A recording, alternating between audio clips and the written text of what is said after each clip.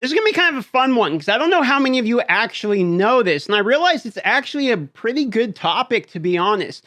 I've been sponsored by Raid Shadow Legends. You might not know this, but I've actually been sponsored multiple times by Raid Shadow Legends, as in they handed me real life money and say, go promote our game. This has happened to me multiple times. Now, I have a very unique perspective on this. I've sort of made my brand, my channel, my reputation around shitbagging on Plarium, kind of poking fun at them, poking the bear at the things they do. And you might be wondering, how can somebody like that actually end up sponsored by Raid? Well, I want to break down for you what Raid Shadow Legends basically market strategy is and why they sponsor people, in my opinion, on Raid Shadow Legends sponsorships, both from the outside of it and from the inside of it.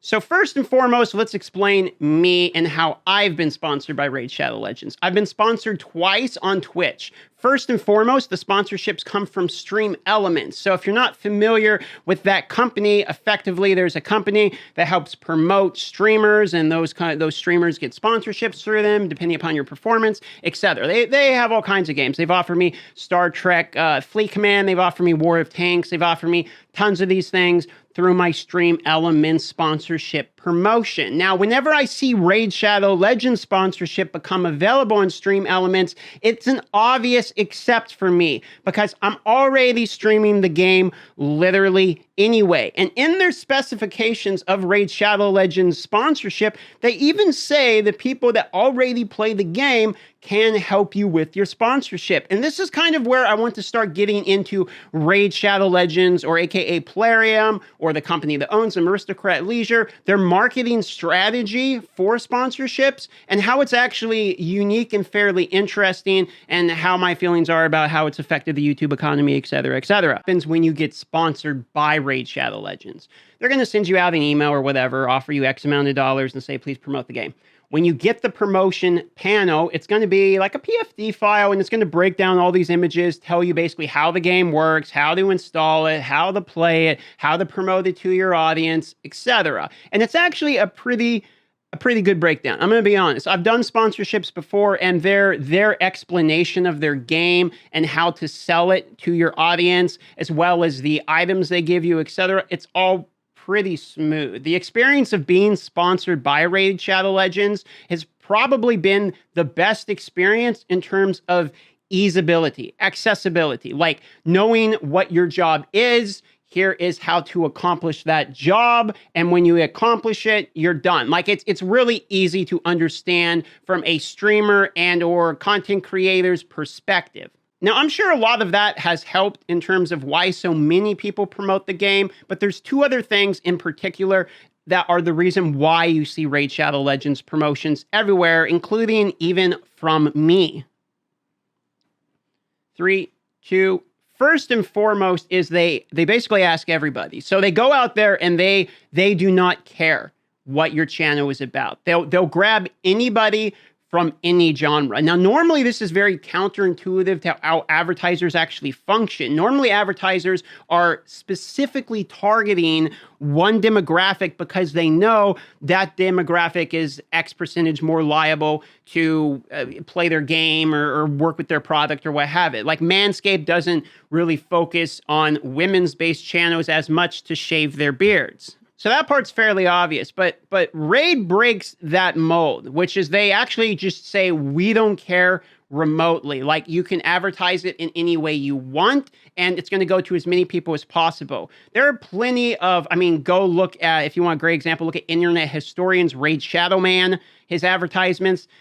Those ads are hilarious. There is little to nothing you can do in terms of advertising the game that they do not allow. They are very flexible in that regard. For that reason, you don't feel as bad when you're advertising the product because you don't feel like a sellout, because you can almost just trash on the game in the ads and still have them be cool with it. You should go see some of the stuff that other people say to advertise the game. It's hilarious. A lot of people will just do the general job of, download the game, it's great, get 50,000 silver, an epic champion or whatever, but a lot of people don't. Like, there's a lot of really creative ads that aren't necessarily things that you think advertisers would be friendly with, but they're okay with it. Another little something that is a reason why so many take it. It's the money. I'm not going to lie. Raid Shadow Legends pays more than other sponsors. This is blatantly obvious. You can look at people like me, you can look at other content creators in this space and tell that we're in Raid Shadow Legends, one, because it's the golden goose,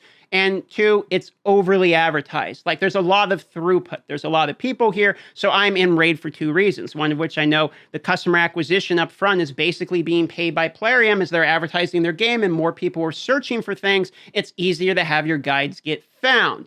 That part is pretty common logic, basic logic if you look into it.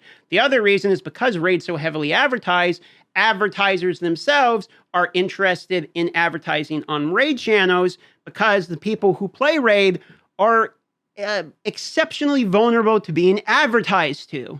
So what does this all mean in terms of YouTube economy, the person who sees the ads, and what are my feelings about it, since I'm probably maybe the only guy in Raid Shadow Legends that would get sponsored by it, say how I feel about the sponsorship while trashing on the game. It's kind of a unique situation, okay?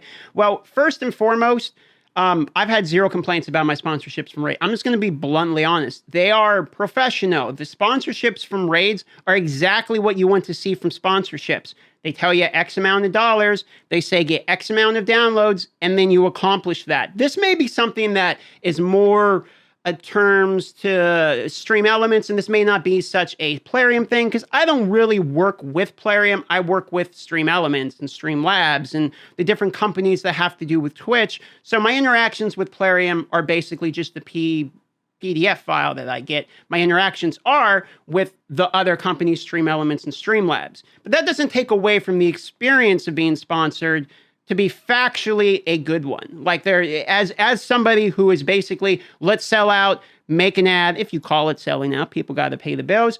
It's a pretty good experience. That being said, I've canceled plenty of advertisements. There was one that was supposed to happen last month that I canceled for a tower defense game because it's just a pain in the ass to work with the people. I don't do that many sponsorships on this channel. I really don't. I barely do one a month, and most of the time it's me plugging BlueStacks, to be frank with you guys. It's just me plugging BlueStacks again, and that's about it. That's about what you guys endure from ads from me on this channel, okay? But I have gone through the process of being sponsored many times, and sometimes sponsorships from other companies can be a real drag or a pain in the ass, or they want you to redo a bunch of stuff. Raid doesn't have any of that. You do the job how you want to do it, they approve it, you move on. That is probably one of the best selling points from an actual content creator. There's one other thing to keep in mind. While I have said all the shit I've said about Plarium, we're not going to go into it again, there is one thing the Raid Shadow Legends has been doing for the YouTube community that I'm a part of, which is during a hard time, during the COVID time, Raid Shadow Legends really kind of stepped up and paid the bills for a lot of YouTubers, if we're being bluntly honest. There was tons of people accepting sponsorships during the COVID time. You see them everywhere, okay? I mean, they're still doing these type of sponsorships. And it's become the point where it's almost become self-aware.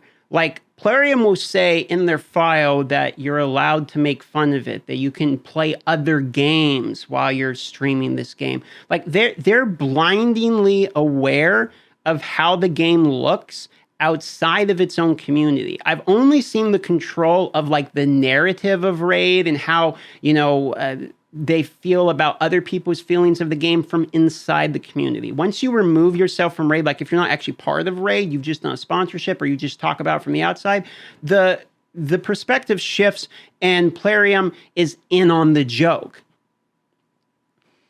3, 2, it's that part of the company that is actually very appealing to me because they understand business. There's no denying that they know what they're doing when it comes to marketing. And for that reason, they're actually pretty easy to work with when it comes to that type of sponsorship. When it comes to working within the community, it's a completely different story.